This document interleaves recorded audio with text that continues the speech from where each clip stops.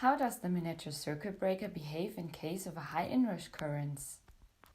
A large capacitor which requires a high charging current when empty is connected to output 2. Now we switch over to the miniature circuit breakers and, as you can see, the second circuit breaker trips. Although the 2 ampere circuit breaker is designed in characteristic C, this is for high inrush currents, the capacitor cannot be connected. The unintentional tripping can also happen when switching on electromagnets or DC motors. Only by switching on the miniature circuit breaker several times can the capacitor be successively charged and switched on. How does the SEL 1200 selectivity module behave on the other hand? First, we see that the individual outputs are switched on consecutively, which limits the total inrush current and reduces the load on the power supply.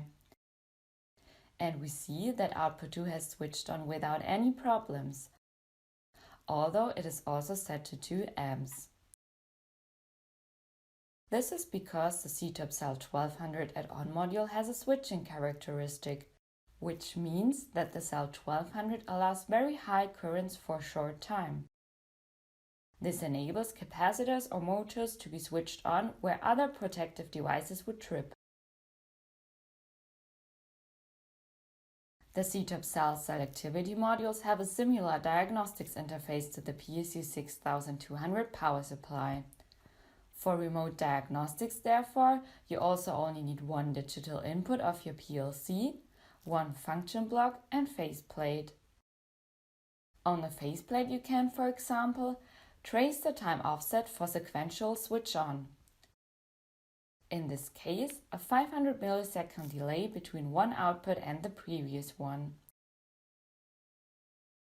In the next video sequence, we will look at the tripping behavior of the selectivity module and of the miniature circuit breakers.